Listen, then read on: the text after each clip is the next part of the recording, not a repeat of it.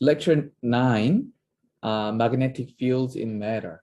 So in this case, in this lecture, we'll learn about how the material responds to the applied magnetic field. Just like we discussed how the material responds to an applied electric field in lecture 4, right? So let's look at this. Magnetization in materials. So you can imagine an atom. An atom is composed of a nucleus and an electron or multiple electrons, right? Electrons orbiting around nucleus. And this is already a magnetic dipole, right? Because you can, as I said, magnetic dipole is like a current carrying loop with non-zero area. So in this case, if electron is rotating like this already is a current, right? You can count how many times electrons are orbiting in a given time. And then the area of the orbit defines the circuit area. So you can, of course, you can define magnetic moment for an atom. And then electron itself actually is spinning. So you can also define an dipole moment, magnetic dipole moment for spinning electron. And then what's the magnetization? So this corresponds to the polarization in electrostatics.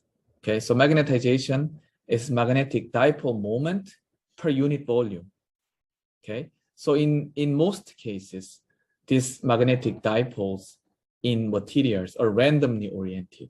So there's no net magnetic dipole. Okay, but when there is when there is an external B field, then as we learned earlier, this magnetic dipoles tends to rotate to align or anti-align to the applied B field, so that the volume averaged dipole moment becomes non-zero because they cannot cancel each other out anymore, right? So this is defined as a magnetization. This is very similar to electric dipole case. In electric dipole case, we net electric dipole moment, like average electric dipole moment, is defined as a polarization field, and in this case, average magnetic dipole moment is defined as a magnetization, M. Okay. And then you have a magnetic vector potential due to a induced dipole. So here up to this point is exactly the same as what we just learned. The magnetic dipole, magnetic vector potential for a magnetic dipole, And then we make some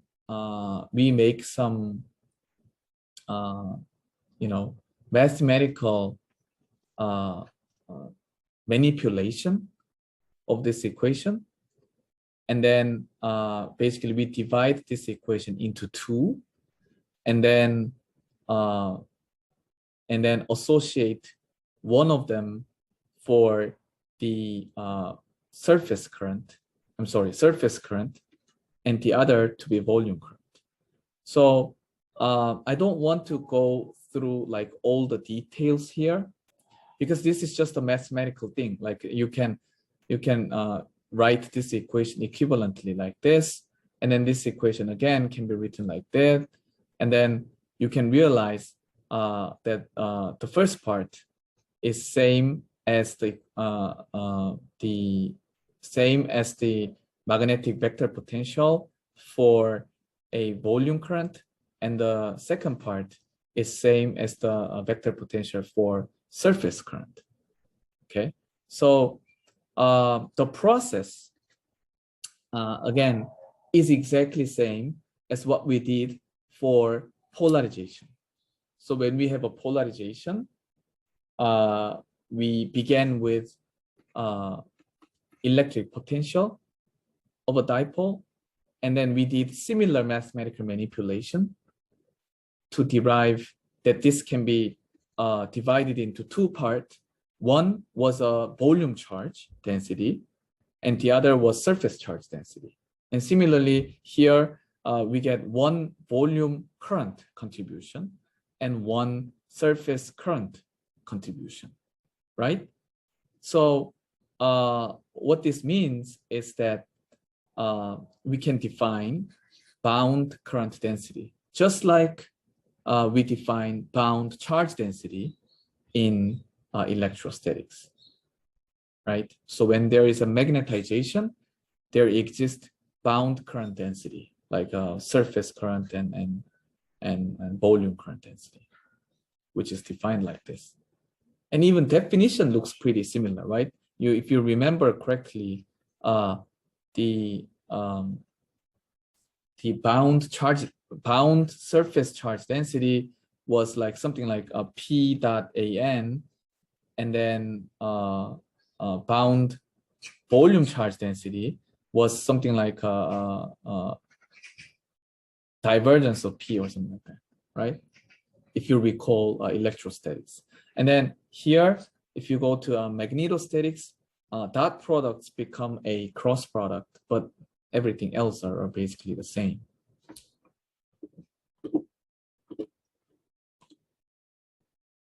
Okay, Fakri asks a question. Why gradient operator is primed?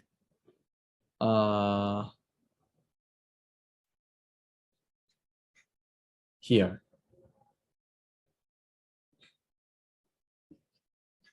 Oh, here, oh yes.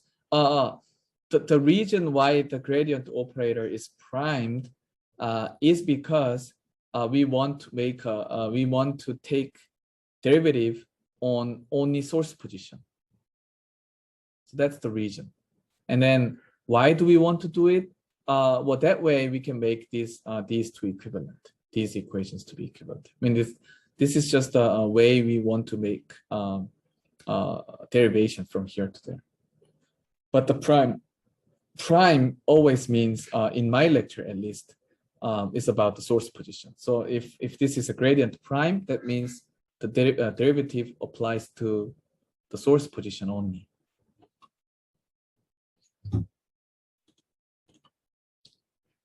Okay, so now you define the similar thing. You can define total current as the sum of free current and bound current, right? And then free current, again, is defined as total current minus bound current. And then total current can be written like this. From here to here, it's Ampere's law. And then bound current can be written like that. That's what we just wrote. So to sum up, it's just a curl of this function. And then H field in this case, it can be written as 1 over mu naught B minus M. M again is magnetization. And then curl of H becomes free current. And just like in electrostatics, free current is easy to deal with. Free current is kind of the current that we actually control, right? So it's so dealing with free current is much more convenient. And then here, magnetic susceptibility is defined like this. Magnetic susceptibility is defined like chi, and then if you multiply H, you get the magnetic magnetization. And then relative permeability is just 1 plus chi m. So in this case, B can be written as mu 0 mu r H or mu H. Okay, mu 0 is the magnetic permeability at vacuum. And then you may realize some differences here. So if you compare these equations, these set of equations with the equations in the electrostatics, you can see some differences. Like like here. But before then, let me first, yeah, I think let's talk about this first. So if you compare these equations, we made, so in electrostatics, total charge was free plus bound charge, and then free charge associated with D field, total charge associated with E field, and bound charge P field, right? And in case of current, TFB configurations are the same, but if you look at the field, B field is associated with total current, H field for free current, M field for bound current. But here there's no sign mismatch, right? And so if you look at the detailed equations, it's like this. And then the biggest difference is that unlike bound charge, like polarization field, which is defined in opposite direction compared to the other fields, like ED is actually positively connected with the charges, but P field is negatively. So you have a negative sign, right? And that made these complication actually, because P field is defined in an opposite direction. But in this case, in magnetic field case, all three shares the same sign notation. So there's no confusion here. It's like, you can just, the field equations and the current equation correspond well without confusion. And there's another difference. So in electric field case, chi-e, which is the electric susceptibility, is connecting P and E field. Okay, so total field and the polarization. But here, magnetic susceptibility connects magnetization with H field, not B field. Okay, so this is a big distinction. So you have so here H field again is associated with free current, not the total current.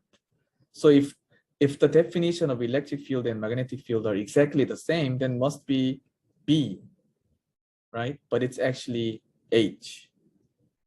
Okay, and because of that, in electric case, D is epsilon E, but in magnetic case, B is mu H. You see the difference? Here, D is associated with free charges. E is total charge. But here, it's the other way around. This is the free current due to the free current, and this is the total current. Right? So there's a distinction. So it's complicated, right? In a sense. And but why this is defined like this, I don't know. But it's defined like this, so you should accept it. Okay. So epsilon and mu are defined a little differently. So when you want to describe the system, you should make sure. Okay, so now magnetic field. If you so now we want to talk about susceptibility, magnetic susceptibility or permeability, and just like in electrostatic case, magnetic susceptibility or permeability is not a scalar number, but like a 3x3 matrix, and then it connects like XYZ, HXYZ, and BXYZ. right? And then but like in this case, we just assume that permeability is just a scalar number. Like we ignore like all these possibilities. Although this is more general, but we just assume that permeability is also a scalar number. And then here are several examples of the permeability. Okay, so in this case, it's magnetic susceptibility. So magnetic susceptibility is 0 for a vacuum. So basically mu r becomes 1 in this case. And then there are regular materials you see here that has negative values, negative magnetic permeability, magnetic susceptibility. Negative magnetic susceptibility means if you apply the magnetic field, then the dipoles inside the material tends to anti-align to the applied magnetic field. That is the meaning of negative susceptibility. And then there are other materials like air, oxygen, sodium, and aluminum, platinum. These materials have positive susceptibility, which means if you apply the magnetic field, these guys tend to align along the same direction to the applied magnetic field. And we define these class of materials as diamagnetic materials, and then these class of materials as paramagnetic. Para means like in parallel. Parallel means it's like in the same direction. So the paramagnetic means magnetization occurs in the same direction of the applied magnetic field. Diamagnetism means that the magnetization occurs in the opposite direction, so that reduces the amount of the total field. Okay, so that's how it's defined. And then Im Do-hyun asks,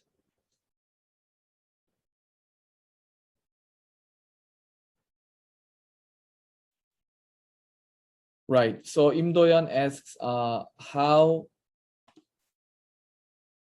this can be derived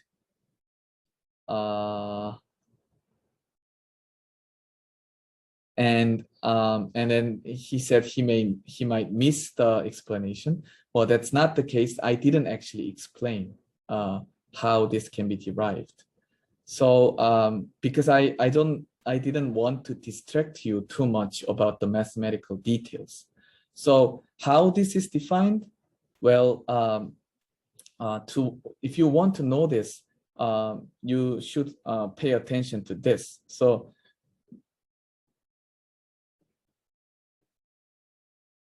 this is actually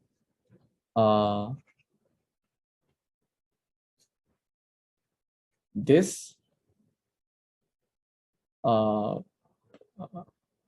and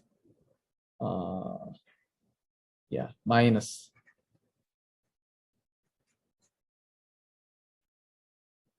this. Okay, so this is just a mathematical. Oh, okay. So okay, Im Do-hyun, okay. So he knows about this, and then what he asked was this relation. Like, how can we derive these equations? Well, this equation is actually is similar to what is it? The Stokes theorem. So it's not exactly same as the Stokes theorem, nor the divergence theorem. But if you know both theorem, you can just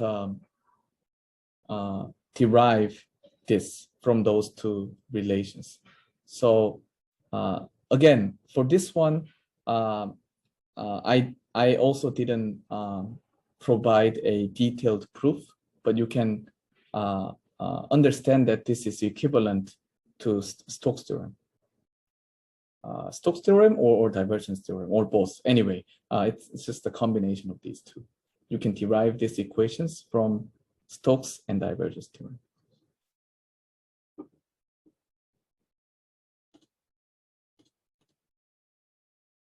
Okay. And yeah, so from now on, what we want to discuss is the classification of magnetisms. So there are a few different cases. And as I said earlier, when chi-m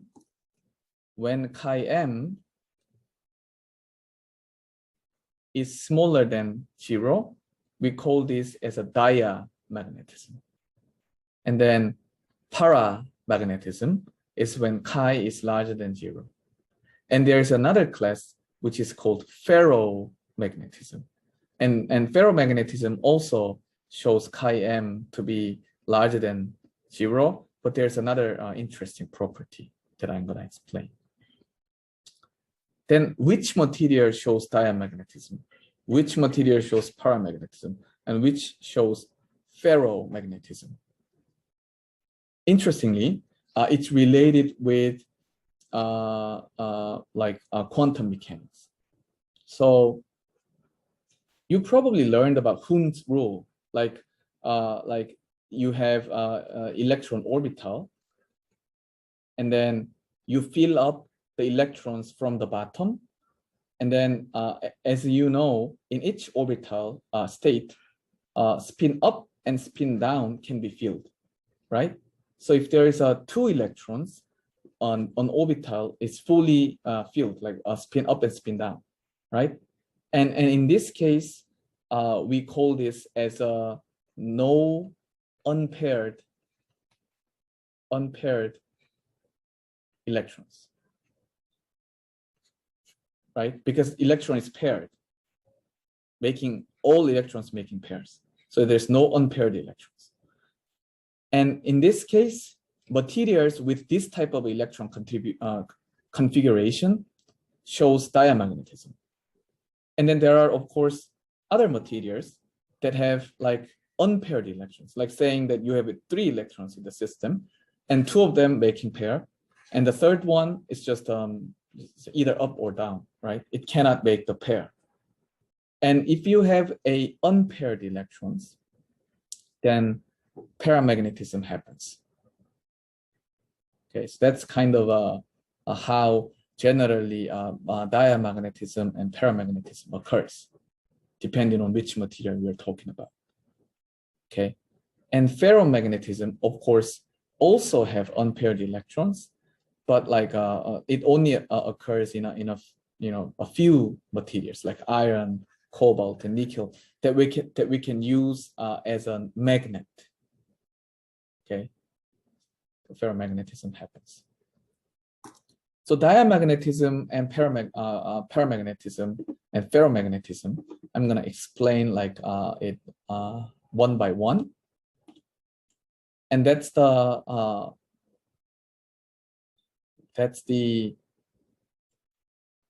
rest of the lecture is gonna be spent. And first is diamagnetism. Okay, so 이충필.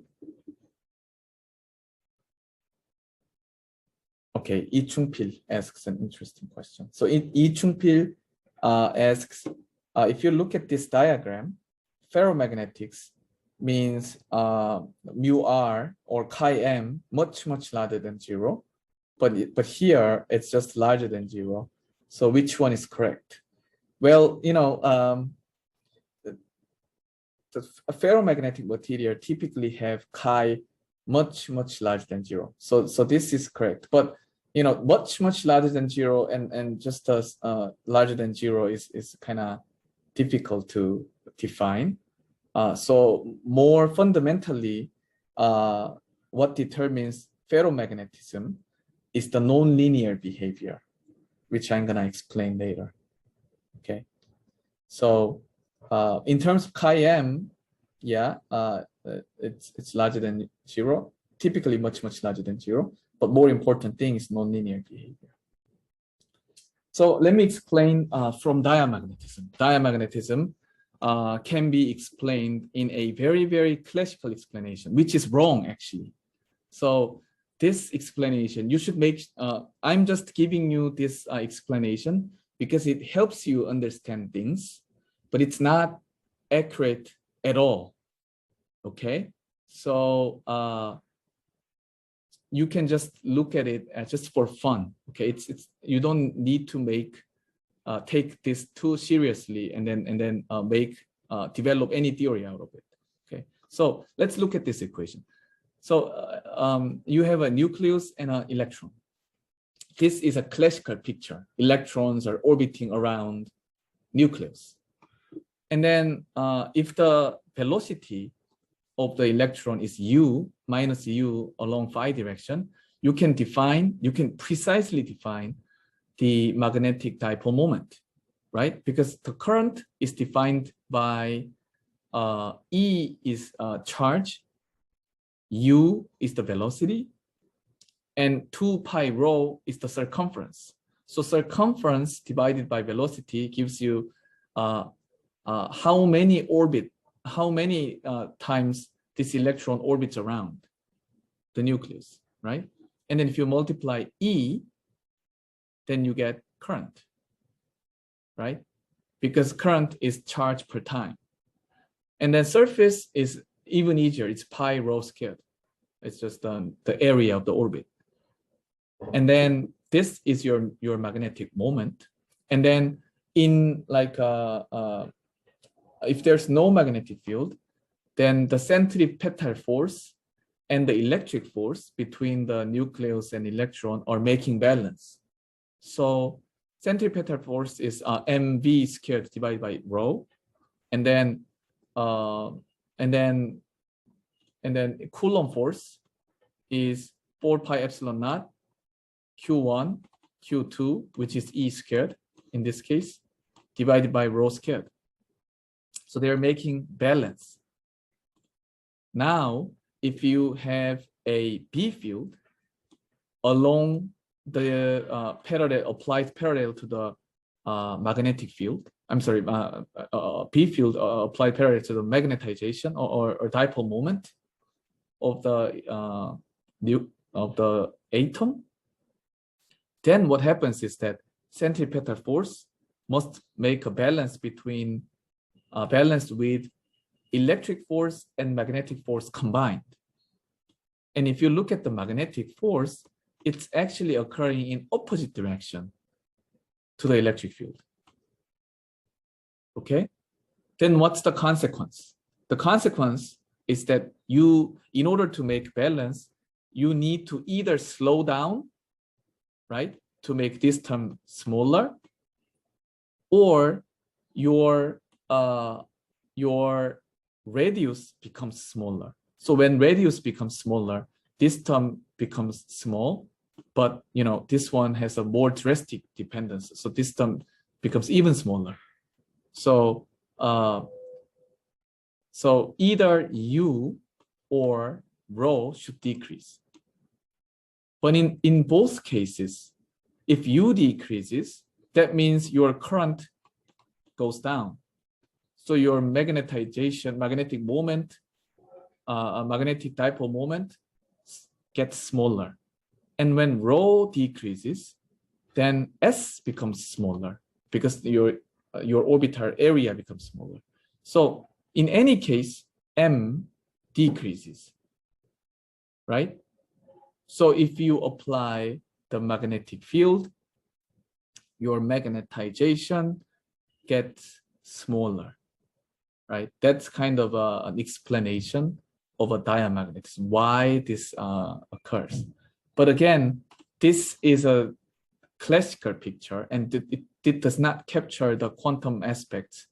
And also, more seriously, this does not take into account any spin of an electron. So it's not accurate model, but at least it gives you some sense why the applied magnetic field can reduce the amount of the magnetic moment, magnetic dipole moment. And then we can move on to more interesting thing. I think this is way more interesting and then more useful, which is ferromagnetism. So in paramagnetism and diamagnetism, mu is defined like this: B is equal to mu H, right? So if you draw, and then if mu is a number, then if you draw the relation between mu and H, it must be forming a line, linear line, right? Because B is mu H, it should form a line. And then the distinct feature of ferromagnetism is that it doesn't draw a line, okay? It just shows some curve, like non-linear curve. So that's the biggest distinction between other magnetization and the ferromagnetism. Okay. And then what is actually happening is like this. If you, so we begin with here. Again, B is total field. H is free field. So what we do is we crank up the free field, right? It's just the applied magnetic field. Then what happens is that, let's say we have an iron. And then this guy follows this line. And then approach to this point. So at this point, we are still applying H field, and then B field becomes maximum. From here, we lower the applied magnetic field. Okay, then what happens is that this one no longer follows this line, the original line, but follows this line. Okay, and then we approach here. So when there is no magnetic field, no free field applied, B field is still non-zero. B field inside the material is still non-zero, which means because B is mu 0 H plus M, right? Let's go back to the equation.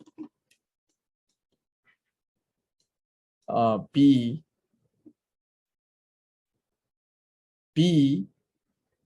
is mu 0 H plus M, right? Yeah, B is mu 0 H plus M. So yeah, B is mu 0 H plus M. So what this tells you is that here at this point, because H is 0, B is just mu 0 M, right? So it has, even though there's no applied field, it still has strong magnetization, which is a magnet, which is a permanent magnet, right? With no external magnetic field supplied, it still holds magnetic field, which is a permanent magnet we see in our real world, right? So ferromagnetic materials forms permanent magnet. And then now you apply your magnetic field in opposite direction. Then you finally reach this point where you have 0 net field, right? And then you keep going, and then both of these field becomes negative, and then go down to 0 again. Then you reach to this point. So now your material becomes magnetized in opposite direction in this case, right? And so on. So in another sense, you know, the path when you go down and when you go up, these material doesn't follow the same path, right? The path it follows basically depends on the initial point, right? So what's the history of the state? So this is called hysteresis. This type of a phenomena is called hysteresis, right? It kind of behave based on the history, right? Not like anything like this. And then there's another interesting thing happening at high temperature. So when you heat up the material's temperature above a certain point, which is called Curie temperature, then ferromagnetic materials becomes paramagnetic. Okay, so it loses magnetization. So you can imagine like this: you make iron into a magnet, and then you heat up that iron over certain temperature, like in case of iron, like over 10,000 Kelvin, which is about like 700 degrees of Celsius. Then this magnet becomes loses magnetization and no longer become a magnet. Okay, so that's the Curie temperature. Okay, and if you make this point, and then you lower the temperature below the Curie temperature, it's still unmagnetized, and then you can begin this process again. Okay, so this is a property of ferromagnetism. So here's one question. If you have a ferromagnetism, where can you use it? What's the application for ferromagnetism?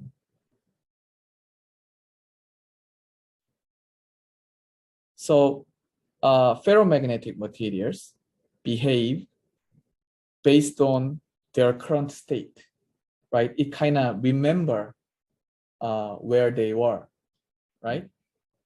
So what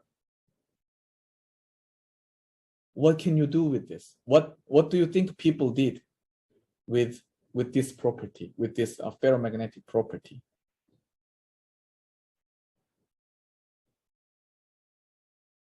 Any application you can think of? Yeah, as Park Se-hoon said, right.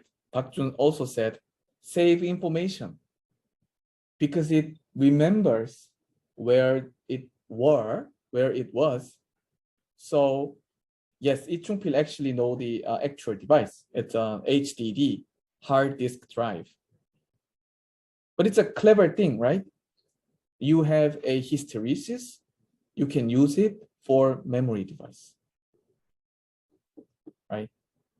So yeah, you can use it for memory device.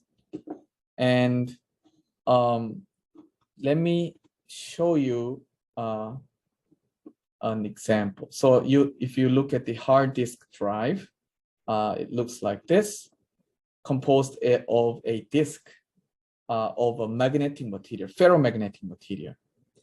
And then what you do is this small thing here, this guy is actually an electromagnet. So it applies external magnetic field in order to flip the magnetization of each cell.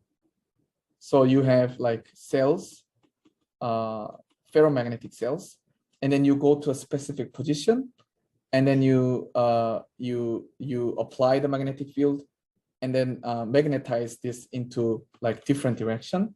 And that's basically changing the information stored in the thing. And then how to read it, there is a giant magnetoresistance. So the current flow in this device actually depends on the direction of the magnetic magnetization. So you can read out the information. Okay, and then you can increase the information storage capacity by making this into a multiple stacks, and you can still extract some information out of it. Okay, so that you can increase the density, information density a lot.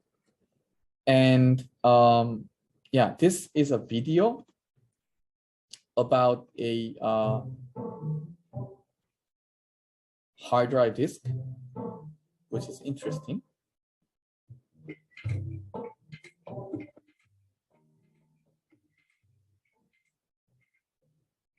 A home computer is a powerful tool, but it must store data reliably to work well. Otherwise, it's kind of pointless, isn't it? Let's look inside and see how it stores data.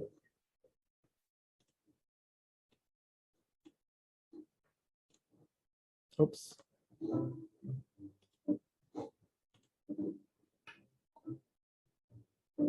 Look at that. It's marvelous. It's an ordinary hard drive, but its details, of course, are extraordinary. Now, I'm sure you know the essence of a hard drive. We store data on it in binary form, ones and zeros.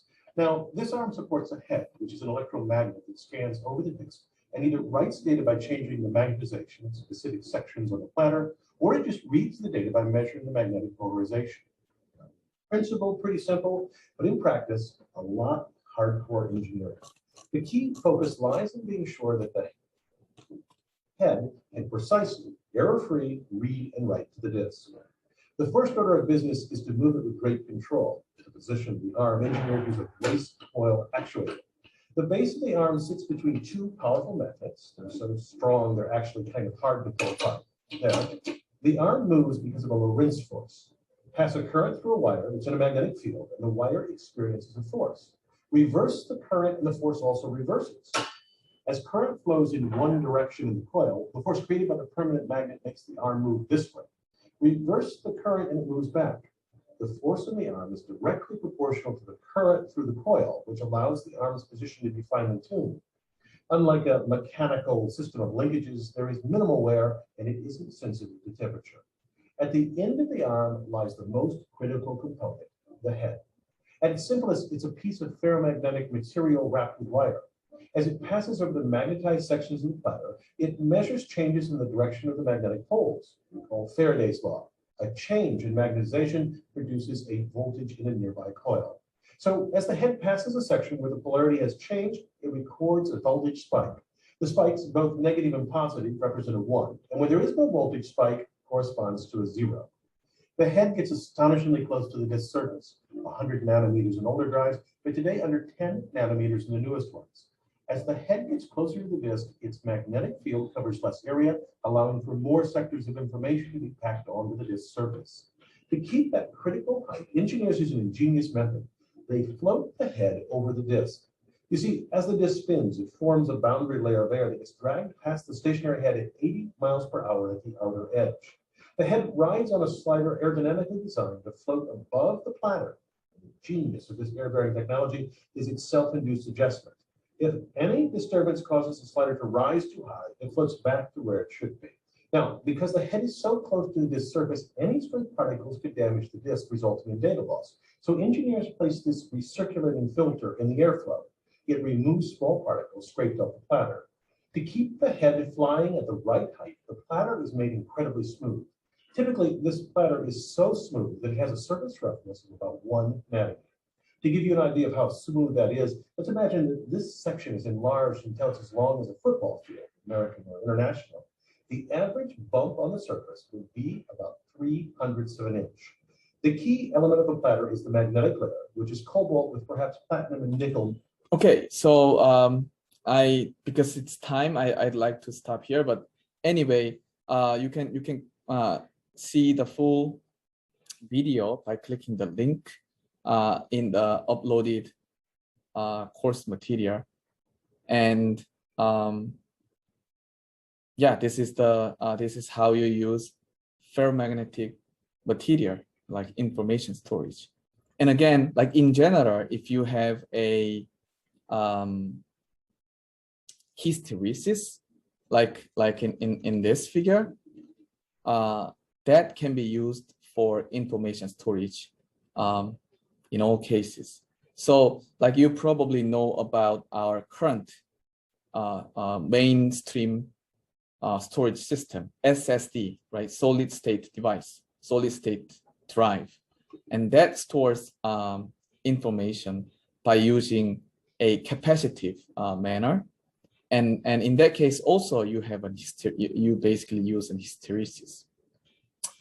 So this is all I want to say today. And if you have any question, you can either ask now or